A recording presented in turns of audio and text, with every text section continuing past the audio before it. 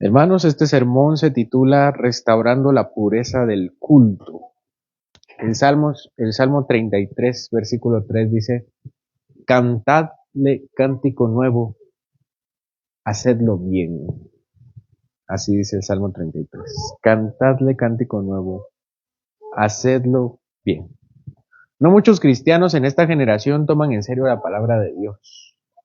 Están menos preocupados en adorar a Dios que en hacerlo, pero están menos preocupados en adorar a Dios bien que hacerlo supuestamente de corazón, sabiendo que la palabra dice que el corazón del hombre es engañoso más que todas las cosas y perverso. Así también nuestro Señor Jesucristo dice que debemos adorarle en espíritu y en verdad. Un corazón habitado por el Espíritu Santo y un corazón que obedece a la verdad de los mandamientos de Cristo. No puede existir una cosa sin la otra. Adorar al Señor es adorarle bien. Adorar al Señor es adorarle conforme Él nos lo ha pedido. Y Nehemías era un hombre que tomaba la palabra de Dios en serio. Tomaba en serio su santidad, su supremacía, su trascendencia. Hay un Dios presente que asumió nuestra carne y se hizo siervo, pero ese es el mismo Dios que fue exaltado hasta lo sumo y le fue dado un nombre que es sobre todo nombre, para que todos los hombres se postren ante él. Nehemías era un hombre que tomaba los asuntos de Dios con reverencia. El Señor ordenó sin excepciones que se le adorara por medio de sacerdotes, de instrumentos, de cánticos y de todo tipo de formas reguladas en la misma palabra del Señor. Él detalló por escrito cuáles eran esas formas en las que él recibiría adoración. Así que Nehemías, si quería agradar al Señor, debía empezar por estos hombres, los sacerdotes, que dirigirían al pueblo de Dios en adoración. Primero, lo primero que debía hacer Nehemías era establecer que eran verdaderos sacerdotes. Él no podía dejar a la ligera que fueran cualquier tipo de personas que se llamaran a sí mismos sacerdotes. Él debía estar seguro que los hombres que iban a ministrar la adoración eran verdaderos sacerdotes. No obstante, Nehemías no traza la familia de los sacerdotes hasta su última generación, sino solamente hasta sus padres inmediatos con Zorobabel. Yo quiero recordarles que entre Zorobabel y Nehemías hay poco más de 110 años. Es decir, desde el primer viaje de regreso de Zorobabel hasta este momento donde está Nehemías hay aproximadamente un poco más de 100 años. Y Nehemías tiene un grupo de sacerdotes y levitas y un pueblo con el cual adorará al Señor. Y Nehemías toma a los sacerdotes y empieza a hacer su genealogía, pero no traza su genealogía hasta Aarón, traza su genealogía hasta los tiempos de Zorobabel. Hace poco más de 100 años. Versículo 1 al 7. Acompáñenme. Estos son los sacerdotes y levitas que subieron con Zorobabel, hijo de Salatiel, y con Jesúa: Seraías, Jeremías, Esdras, Amarías, Maluc, Atus, Secanías, Reum, Meremot, Ido, Gineto, Abías, Mijaín, Maadías, Bilga, Semaías, Joyarib, Jedaías, Salú, Amoc, Lisías y Jedaías. Estos eran los príncipes de los sacerdotes y sus hermanos en los días de Jesús. Como les mencioné, Nehemías hace la genealogía solamente hasta los tiempos de Zorobabel y Jesúa. Recuerden que Zorobabel y Jesúa son los que traen a este primer grupo de regreso de Babilonia. Si vamos a la lista, recuérdense que cuando Zorobabel y Jesúa llegan, o cuando están partiendo, hacen una lista de las personas que empiezan que van y que llegan a Jerusalén. Y nosotros vimos dos listas, una en Esdras 2, que la vimos ya casi 3 años hace, y una en Nehemías 7, que pasamos bastantes domingos revisando la lista de Nehemías 7. Y de estos hombres solo se mencionan 3 en la lista de Esdras 2 y de Nehemías 7, solo se mencionan 3 de los 22 que hay en esta lista. Estos 3 son Seraías y Rehum como principales del pueblo y Jedaías como un sacerdote ordinario. Los demás que están aquí en este texto, que son Jeremías, Esdras, Amarías, Maluc, Atus, Secanías, Ido, Gineto, Abías, Mijaim, Maadías, Semaías, Joyarib, Salum, Amoc, Lisías y el otro Jedaías, no están en la lista de Esdras 2 y Nehemías 7. Una de las mejores explicaciones por la cual estos hombres no están en la lista de Esdras 2 y Nehemías 7 era seguramente porque cuando fueron contados en Esdras 2 y Nehemías 7, ellos todavía no habían llegado a los 30 años con los cuales podían ministrar, pero en el momento en que llegan eventualmente cumplen 30 años y se suman a la lista de sacerdotes que ya podían ministrar en el tiempo de Zorobabel y en el tiempo de Jesús. ¿Quiénes tenemos aquí? Vean que hay un Jeremías. Jeremías, este no es nuestro Jeremías el profeta, es otro Jeremías. Porque Jeremías, de hecho, nunca fue a Babilonia. Él se fue de Jerusalén, él vio la destrucción de Jerusalén y se lo llevaron a Egipto después. Ahí lo protegió el Señor. Y hay un Esdras, este tampoco es nuestro Esdras, porque el Esdras que nosotros conocemos probablemente ni siquiera ha nacido en este momento y llegará 80 años después. Bueno, estos son los nombres que vemos acá. Y menciona entonces a los 22, 23, a los 22 sacerdotes que llegaron con Zorobabel y Jesúa, y ahora va a mencionar a los levitas que también llegaron con Zorobabel y Jesúa. Versículo 8. Y los levitas, Jesúa, Binú, Cadmiel, Serebías, Judá, Matanías, que con sus hermanos oficiaban en los cantos de alabanza, y Bacbuquías y Uni sus hermanos, cada cual en su ministerio. Aquí hay un Jesúa, y este Jesúa es levita, no es nuestro Jesúa el sacerdote, es otro Jesúa. Y también está un tal Cadmiel. En la lista de Esdras 2 no está, pero en Nehemías 7:15 sí, te menciona un tal Binui, pero no como un levita, sino como un clan de otro pueblo. Probablemente no era el mismo. Serabías no estaba, aquí hay un Judá, tampoco está en la lista, ni Matanías. Estos levitas seguramente también llegan con menos de 30 años y cuando llegan a Jerusalén cumplen la mayoría y ya se suman al ministerio de Zorobabel y de Jesús. Estos son los levitas que tenían un ministerio especial. Creo que ya hemos mencionado hasta el cansancio que los levitas, aunque formaban parte del ministerio de adoración, no eran quienes oficiaban los sacrificios, sino quienes ayudaban en distintas tareas, como menciona aquí, que oficiaban los cantos de alabanza. Eran los directores de canto. Y tenemos a Bacbuquías y a Uni que dice que tenían su propio ministerio. Seguramente otra de las tareas que tenían también en la adoración o en el templo. A continuación, después de haber mencionado Nehemías a los que regresaron con Zorobabel, a los sacerdotes y levitas que regresaron con Zorobabel, nos cuenta quiénes son los descendientes de estos hombres, sacerdotes y levitas que regresaron con Zorobabel. Versículo 10 y 11. Yo necesito que ustedes vayan conmigo en la Biblia porque es mucho más fácil que se nos queden los nombres, aunque no lo crean. Versículo 10 y 11. Jesúa engendró a Joyasim, y Joyasim engendró a Eliasib, y Eliasib engendró a Joyada, Joyada engendró a Jonatán, y Jonatán engendró a Jadúa. Nehemías entonces empieza y dice, este Jesúa que regresa con Zorobabel, el sumo sacerdote que regresa, tuvo una genealogía. ¿Cuántas genealogías, cuántos descendientes se cuentan aquí? Vean, Joasim, Eliasib, Joyada, Jonatán y Jadúa. 5 hijos, 5 sucesiones. En promedio, entonces se estima que más o menos duraron 20 años ministrando cada uno de estos hombres. También esta genealogía sugiere que Jesúa llegó a Israel ya entrado en bastantes años. Y Jadúa, en este momento donde está Nehemías, es que son 5 generaciones, desde que Zorobabel, el primero Jesúa llegó con Zorobabel, y ahora se está contando Nehemías, que es el último, hay 5 personas. Me imagino que duró muy poco el ministerio de cada uno. Y Jadúa seguramente era muy joven en este momento. Una nota importante, Eliasib, ¿quién fue Eliasib? Si se recuerdan, Eliasib fue uno de los que construyó grandes tramos, un sumo sacerdote descendiente de Jesúa que construyó grandes tramos hace pocos días con Nehemías. Recuérdense que acaban de construir las murallas. Nosotros tal vez llevamos ya varios domingos revisando esto, pero recientemente han terminado de construir las murallas.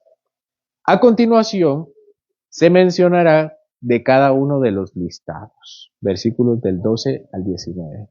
Y en los días de Joiacim, los sacerdotes, jefes de familias, fueron Seraías, Meraías, de Jeremías, Ananías, de Esdras, Mesulam, de Amarías, Joanán, de Melicú, Jonatán, de Sebanías, José, de Arim, Adna, de Meraiot, Elcai, de Ido, Zacarías, de Ginetón, Mesulam, de Abías, Sicri, de Miniamín, de Moadías, Piltai, de Bilga, Samúa, de Semaías, Jonatán, de Joyarib, Matenai, de Jedaías, Uzi, de Salai, Calai, de Amoc, Eber, de Hilcías, Asabías, de Jedaías, Natanael. Entonces, si se dan cuenta, se menciona al padre y al hijo. Es decir, se menciona a los que llegan con Zorobabel y a sus hijos, que seguramente son los que en este momento están con Nehemías o tal vez estuvieron con Esdras. Entre Esdras y Nehemías hay 13, 14 años de diferencia, entre que llegó Esdras y llegó Nehemías. Esta lista de sacerdotes, vean que la lista de sacerdotes es la misma lista que acabamos de leer en el párrafo de arriba, solamente que está diciendo que el párrafo de arriba, estos sacerdotes que llegaron con Zorobabel, tuvieron hijos y dice cuáles son estos hijos. Según el versículo 26, Joiacim, hijo de Jesúa, ministraba en los tiempos de Esdras hasta Nehemías. En el libro de Esdras no se menciona, cuando llega a Esdras, se recuerdan, llega a Esdras, y lo primero que hace Esdras es recibir a gente llorando, diciéndoles, hemos pecado, ¿qué haremos? ¿Y qué pasó? Es que nos casamos con samaritanas. Y Esdras dice, se pone a llorar y rasga sus vestidos. ¿Y qué ha hecho el pueblo? En ese momento, si ustedes recuerdan, en esos capítulos del 8 al 10 de Esdras, no se menciona quién es el sumo sacerdote, pero gracias a estos textos sabemos que en ese tiempo el sumo sacerdote es Joiacim. Y Joiacim no, de acuerdo al listado de Esdras 10, ¿se recuerdan que está el listado de quienes tomaron mujeres samaritanas para sí? No está Joiacim. Gracias a Dios. Otros hijos de Jesúa, seguramente hermanos de Joiacim, sí están, pero no está Joiacim. También se menciona a Eliasib, que era sumo sacerdote en tiempos de Nehemías, ya mencionamos que construyó una parte del muro. Y si pueden ver en el listado, también hay un Zacarías, hijo de Ido. ¿A quiénes les suena? En Zacarías capítulo 1 se nos dice que Zacarías, el profeta, es hijo de Ido. ¿Es el mismo? No es el mismo. No es el mismo porque para el tiempo de Zorobabel, Zacarías seguramente ya era un hombre grande, y en este Zacarías es un hombre joven que está con Nehemías. Casi 100 años, no era el mismo Zacarías, hijo de Ido. La casualidad que es exactamente Ido el padre y Zacarías el hijo. La misma, son los mismos nombres para estos descendientes. No se menciona el nombre de todos los descendientes. Si comparamos la lista de los versículos 1 al 9 que está arriba con esta segunda lista, solo se mencionan los hijos de Jesúa, de Seraías, Jeremías, Esdras, Amarías, Ido, Gineto, Abías, Bilga, Semaías, Joyarib y Jedaías, de los dos Jedaías, Amoc e Hilcías. Aparte, Maluc, Atus, Secanías, Reúm, Meremot, Mijaim, Maadías y Salu, estos, aunque están en la lista de arriba, no se menciona que tengan hijos. Entonces, de estos últimos, parece que ninguno tuvo un hijo para ministrar con Nehemías, ni con Esdras. Por otra parte, se incluyen otros nombres de descendientes que no están en la parte de arriba. Otros nombres que se menciona que sí tuvieron hijos era Melicú, Sebanías, Arim, Merayot, Sicri, Moadías y Salai. Estos nombres no están arriba. Estos hombres no llegaron con Zorobabel, pero sí tuvieron hijos y sus hijos ahora están ministrando con Nehemías. Tal vez no llegaron con Zorobabel, pero ya eran sacerdotes allá en Babilonia, y cuando Nehemías viene, ya sus hijos son los que ministran con él. Puede ser, es una teoría. Versículo 22. Los levitas en días de Eliasib, de Joiada, de Johanán, de Jadúa fueron inscritos por jefes de familias. También los sacerdotes hasta el reinado de Darío el persa. Regresa entonces a Eliasib, descendiente de Jesúa, que es sumo sacerdote y que construyó una parte importante del muro de Jerusalén con Nehemías. Y se mencionan sus descendientes. Vean cuáles son sus descendientes: Joiada, Johanán y Jadúa. ¿Les suena alguno? Por si no les recuerdo, Johanán. Johanán, cuando Esdras llega en Esdras capítulo 8, y se pone a llorar Esdras y rasga sus vestiduras y está de luto, este Johanán le presta uno de sus cámaras, en el templo habían cámaras, habían cuartos, y le presta su cuarto para que vaya a llorar a Esdras. Y entonces se nos dice que estos hombres eran hasta el reinado de Darío el persa.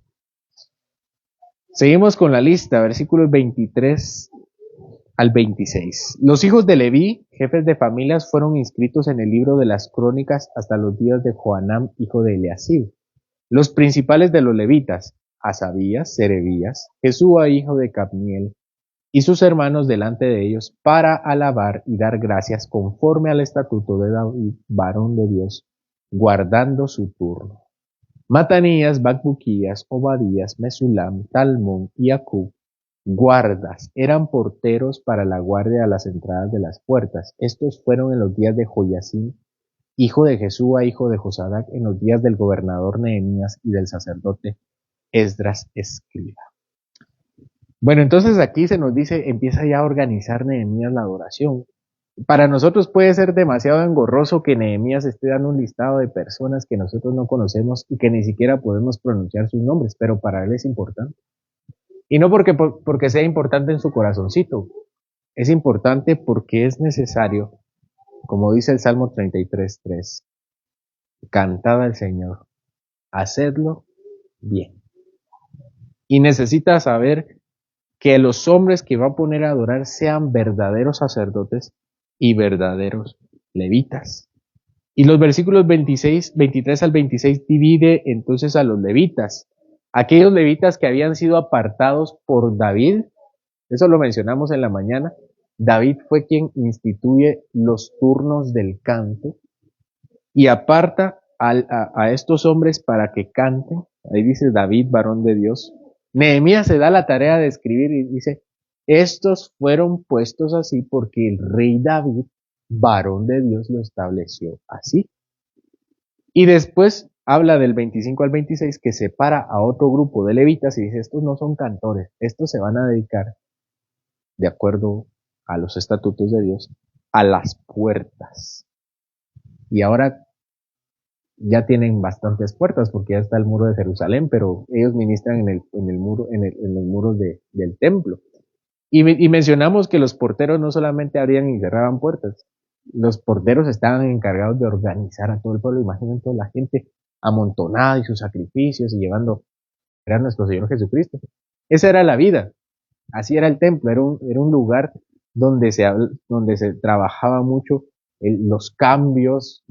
En tiempo de Nehemías era algo legítimo porque era necesario, pero esa era la vida del templo y los porteros eran los encargados de que todo estuviera en orden y todo se hiciera bien. Y Nehemías es cuidadoso en decir, esto lo vamos a organizar así.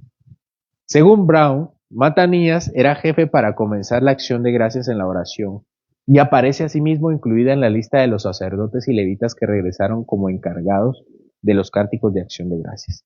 Habían dos coros y ambos se daban réplica durante las ceremonias al ofrecer adoración y acción de gracias prescrito por David. Es decir, que los dos coros se conversaban, eran una antífona. Ahora veremos el momento especial de la dedicación de la muralla de Jerusalén. Todo esto que está haciendo Nehemías es porque hace algunas semanas acaban de terminar de construir las murallas de Jerusalén y Nehemías ya ve la obra terminada, la obra de Dios terminada. Zorobabel llega a ver, hace 100 años, llega a ver una ciudad destruida, sin nada, sin templo, sin altar, sin murallas. Y empieza la construcción del templo. Y 100 años después, Nehemías termina de construir todo lo que era Israel, terminando sus murallas. Y yo quisiera que ustedes se imaginen las grandes construcciones. No era como construir una casa, era construir una ciudad. Y lo construyeron en 52 días. Era una gran obra de Dios y el Señor los tuvo que haber acompañado para hacer esa obra monumental, por la cual ellos que estaban agradecidos delante del Señor porque ahora estaba otra vez su templo, su lugar del sacrificio, y las murallas los protegían. Y por eso van a dedicar delante del Señor las murallas, y lo van a hacer de la siguiente forma, versículo 27 al 29. Para la dedicación del muro de Jerusalén buscaron a los levitas de todos sus lugares para traerlos a Jerusalén, para hacer la dedicación y la fiesta con alabanza, así de la región alrededor de Jerusalén como de las aldeas, de los netofatitas, de la casa de Gilgal, de los campos de Jeba y de Asmavet, porque los cantores se habían edificado aldeas alrededor de Jerusalén. Esta dedicación era una fiesta civil, no era una fiesta religiosa. Lo que sí iban a hacer religiosamente era una fiesta de acción de gracias, que la fiesta de acción de gracias, podía hacerse por lo que ellos quisieran para darle gracias al Señor. Esto está en Levítico capítulo 7. Por eso entonces ellos reúnen a los levitas para apoyar. ¿De dónde reúne a los levitas? Dice que los reúne de Jerusalén, pero también de los alrededores. Y no vamos a ver las ciudades otra vez porque las acabamos de ver en el capítulo anterior, donde eran las ciudades que fueron ellos a vivir, ¿verdad? Las aldeas de los netofatitas, Gilgal, Jeba y Asmavet. Los levitas en su ministerio del antiguo pacto eran los únicos, ni siquiera los sacerdotes, eran los únicos que podían y debían tocar los instrumentos, y no los podían tocar en cualquier momento. Ellos debían tocar los instrumentos exclusivamente cuando estuviera el sacrificio. Es decir, que cuando los israelitas cantaban a capela, sin instrumentos musicales, y los instrumentos era para acompañar el oficio sacerdotal del sacrificio. Por eso los sacerdotes no tocaban instrumentos, porque estaban sacrificando. Los levitas descendientes de Asaf eran los autorizados para formar parte del coro que dirigía el canto. Y entonces Nehemías está organizando todo. Yo quiero que ustedes imaginen a la gran Jerusalén, y traían a los levitas, y traían a los sacerdotes, y reúnanlo y manden cartas, y vengan todos, y vamos a dedicar las murallas del templo, las murallas de Jerusalén, y lo vamos a hacer en una gran celebración en el templo. Lo que está haciendo Nehemías es una coordinación gigantesca, que solamente puede ser acompañada del Señor, porque Nehemías estaba dispuesto a honrarle al Señor a través de la obediencia. A continuación, los levitas no solamente debían llegar a hacer las cosas, sino que ellos debían purificarse, versículo 30. Y se purificaron los sacerdotes y los levitas, y purificaron al pueblo y las puertas y el muro. Los sacerdotes, los levitas y el pueblo debían purificarse a través de varios rituales prescritos por la ley de Moisés. Los sacerdotes se purificaban de la siguiente manera. Éxodo 29:4 se lavaban con agua. Éxodo 29:5-9 se vestían con vestiduras sagradas. Éxodo 29:7 eran ungidos con aceite, y entonces ofrecían sacrificios para la expiación de sus propios pecados. Si ellos no habían expiado sus pecados, no eran puros. Y entonces ya hecho todo este ritual y expiado sus pecados, ya podían ejercer el ministerio sacerdotal. En cuanto a los levitas, se purificaban mediante el rociado de agua de purificación, rasurado de todo su cuerpo y lavado todas sus vestiduras. Esto está en Números 8. Y vean cómo se purificaba cada uno, tenía su propia, el Señor les puso ahí varias cosas que tenían que purificarse. Y el pueblo se purificaba lavando sus ropas, absteniéndose de tener relaciones sexuales, y en algunos casos ofreciendo sacrificios específicos para la purificación. Esto está en Éxodo 19:10-15 y Levítico 15:16-18. Entonces no fue de un ratito. Todo eso fue una gran ceremonia, pero era necesario porque iban a alabar al Señor. Imaginen toda la lista de sacerdotes purificándose y purificándose. Y los levitas, porque no solamente estaban los levitas del templo, sino aquellos que habían mandado a traer de las aldeas.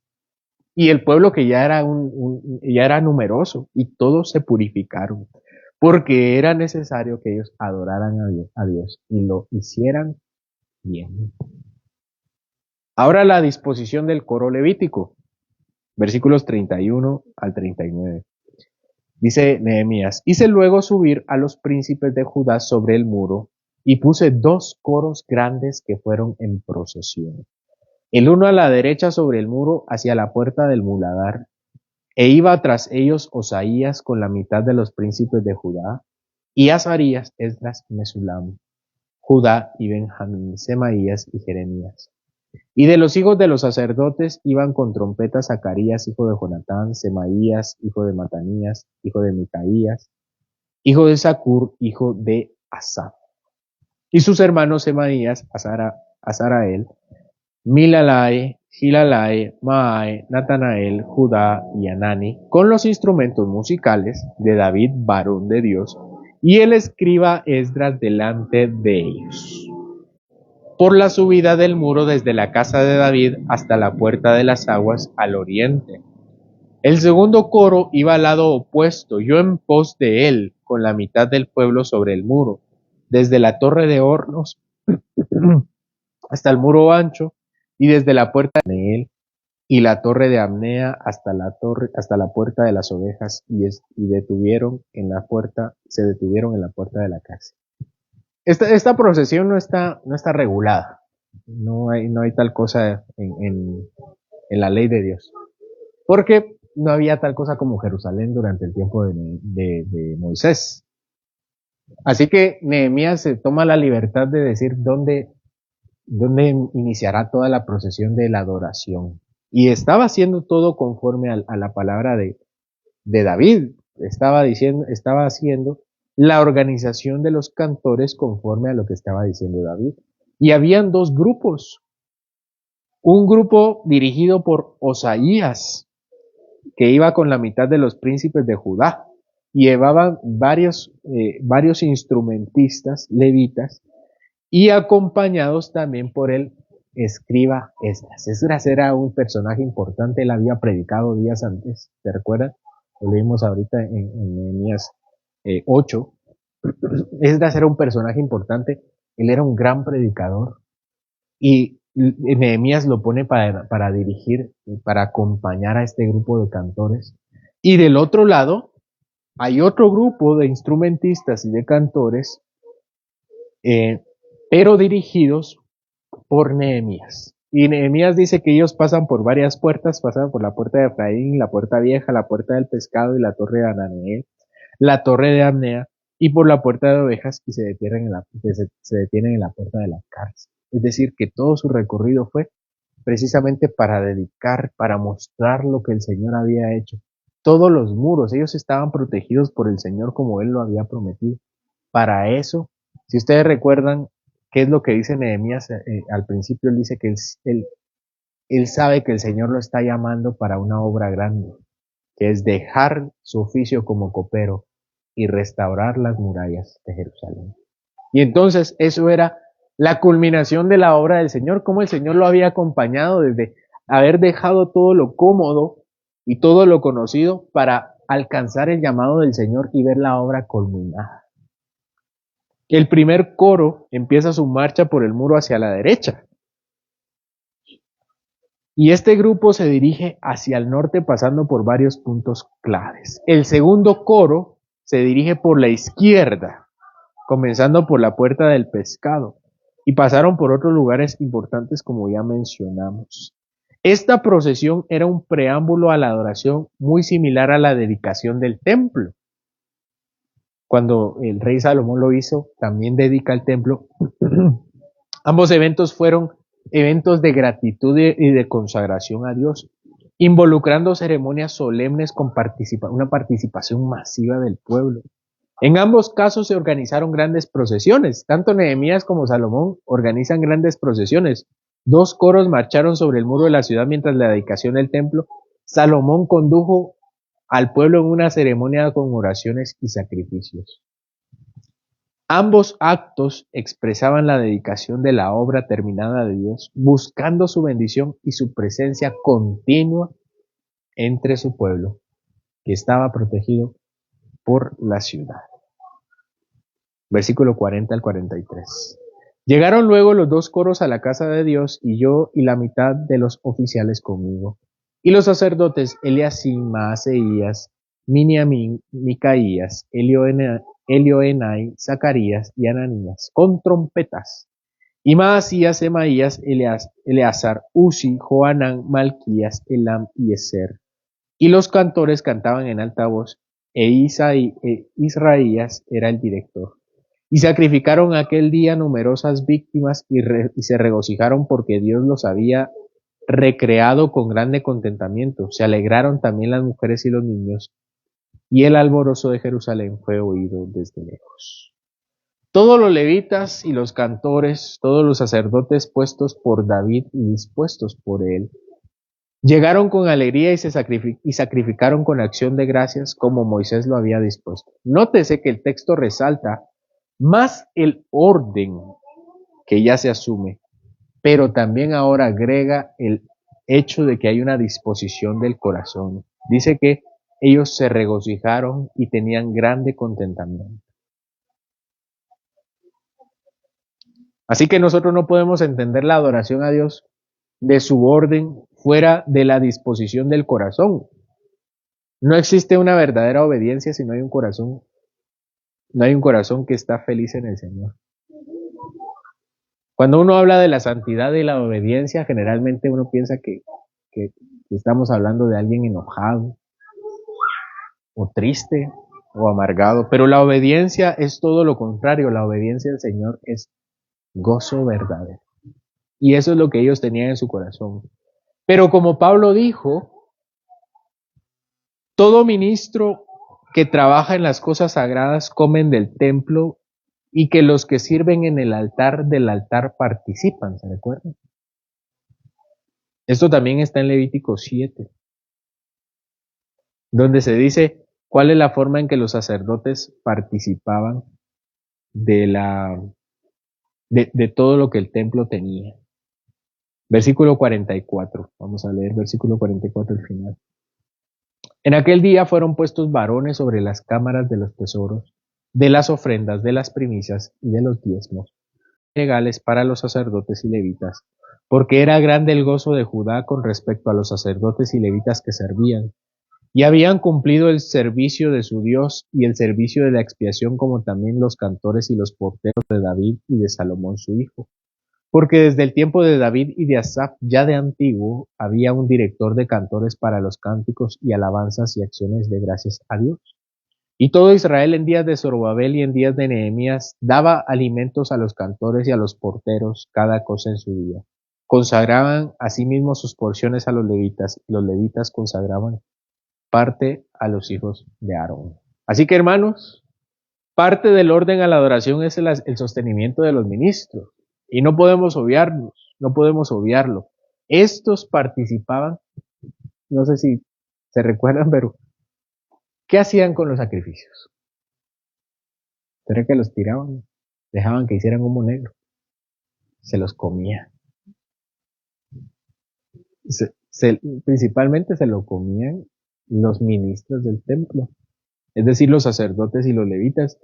Y Nehemías tiene mucho cuidado en dedicar algunos versículos para recordarles esto, que no solamente se trataba del gozo y de la obediencia, sino también de los sostenimientos de aquellos que dirigían su adoración.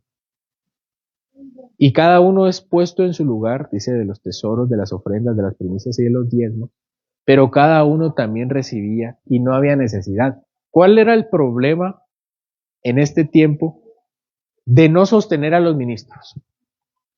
Era que los levitas y los sacerdotes se tenían que dedicar a otras cosas, a la agricultura, a la ganadería, y no tenían tiempo para dedicarse a aquellas cosas que el Señor los había llamado. Y por eso entonces, no solamente se habla de la dinámica del pueblo en relación a la adoración, sino a todo el sostenimiento de la adoración. Hermanos, el pueblo de Dios está llamado a adorar, pero no solamente adorar, sino hacer todo lo posible para que la iglesia siga adorando. Y pocos nos damos cuenta de eso. Creemos que es como solo de asistir al culto. Pero hermanos, las sillas tuvieron un costo. La luz eléctrica tiene un costo. El micrófono para que todos escuchemos bien es un costo. Cuando adquirimos las sillas, uno de los criterios fue cuáles son las mejores sillas para que escuchen bien. Hay algunas sillas que son castigadoras, ¿verdad?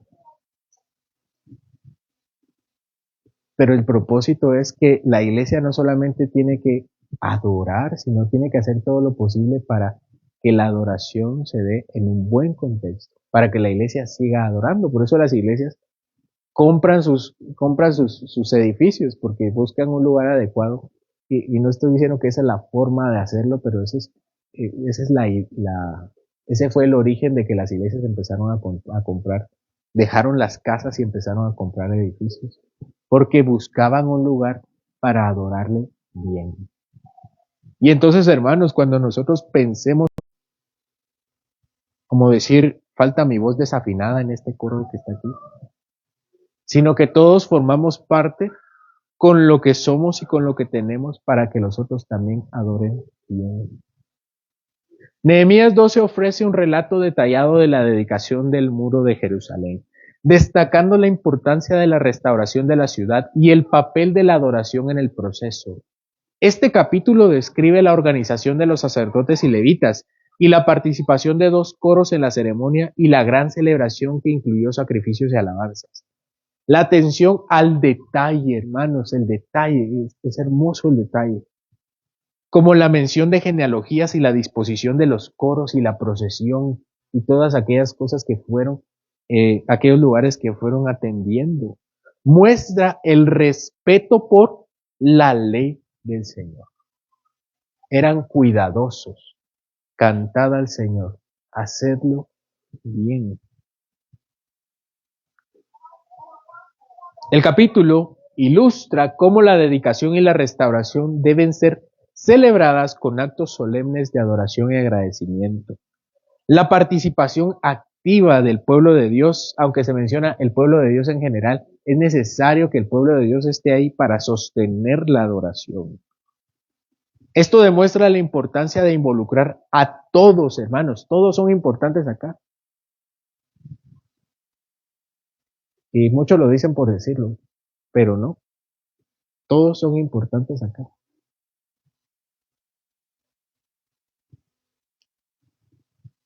En la práctica, Señor, a través de nuestras vidas, que nos ha reunido en esta noche para que nosotros adoremos a Él. Ya estamos en las vísperas de terminar el libro de Nehemías. Nos falta un capítulo de Dios en la vida de su pueblo y las restauraciones de la vida congregacional. El Señor estaba comprometido con su congregación para restaurar su relación con ellos. Cristo, como el fundamento y protector de su iglesia, se refleja en la dedicación del muro de Jerusalén. La ceremonia, que incluye la participación de todos y la ofrenda de sacrificios, simboliza la restauración que Cristo ofrece a su pueblo, de cómo cada uno de nosotros es parte del templo y parte de la adoración. La alegría y el regocijo del pueblo en la dedicación del muro prefiguran la celebración de Cristo por la restauración y la seguridad eterna que Él proporciona a la iglesia. La dedicación del muro resalta la centralidad de Cristo en la obra de restauración y protección espiritual, que veremos cuando nosotros estemos, finalmente cuando nosotros estemos con el Señor. Entre tanto, en nuestra vida llega del capítulo 1 al capítulo 13, al capítulo 12, es decir, entre lo que estamos aquí y la Nueva Jerusalén, debemos entregar nuestra vida al Señor. Desde una perspectiva devocional, hermanos, esto nos invita a reflexionar sobre la importancia de dedicar nuestras propias vidas. Esto tiene que ver menos con las piedras de los muros que con el Israel que está regresando y acaba de llegar a la plenitud de lo que era antes. No sé si pueden ver lo que está pasando. Cuesta que Israel se consolide como una nación. Ellos salen de Egipto y llegan a Israel y la repartición es un dolor de cabeza para Josué. Y Nehemías lo hace bien sencillo. Y después tienen que conquistar Jerusalén. ¿Quién lo hace? David tiene que conquistar Jerusalén. Y hasta ahí se establece la ciudad de Jerusalén. Y Nehemías lo hace en un momento. y saca a los samaritanos y se queda él con Jerusalén. Y tiene que llegar su hijo Salomón a construir el templo y hacer la gran dedicación. Y Nehemías ve el templo de Zorobabel y dedica toda la ciudad. En pocas palabras, lo que vemos en Nehemías es la restauración de todo en una sola vida. Aquello que el Señor ha intentado hacer con Israel desde antes. Ciudad y sus muros, con sus piedras, sino con nuestras propias vidas. La ceremonia de dedicación del muro, con un énfasis en la adoración y la gratitud, nos recuerda que cada aspecto de nuestras vidas debe ser ofrecido a Dios con agradecimiento. Dedicarnos nosotros, es decir, decirle al Señor, yo me dedico a ti. Aquí estoy. No tenemos nada más. Al igual que el pueblo de Jerusalén, que se regocijó en la restauración de su ciudad, nosotros también debemos regocijarnos, celebrar y agradecer a Dios por su obra en nuestras vidas, buscando continuamente dedicar todos los días de nuestra vida, todo lo que somos y todo lo que hacemos para su obra, que es la obra que vemos en este capítulo de Nehemías. Señor, gracias por dejarnos estudiar el libro de Nehemías, que aunque no lo hemos terminado, podemos ver la finalización de la obra de Nehemías en este capítulo que culmina, Señor, el llamado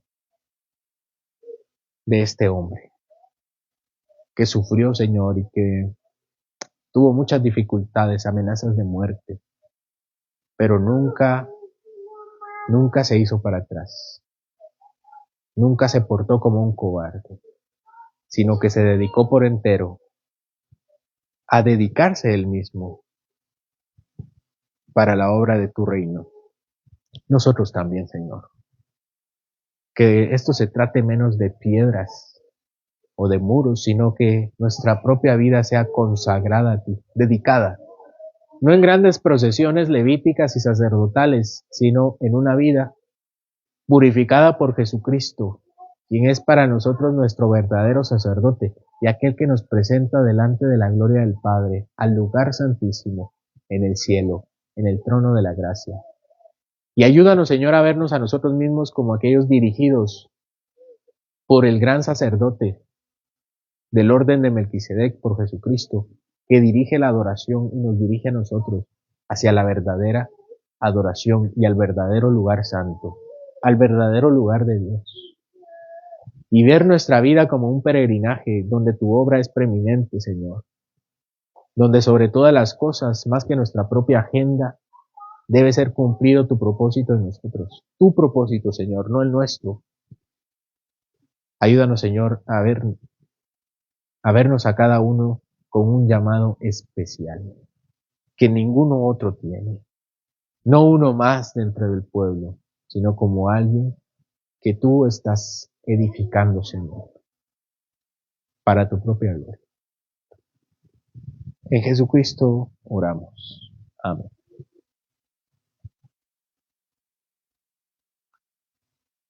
Hermanos, vamos a terminar nuestro culto poniéndonos en pie. Vamos a cantar el Salmo 133.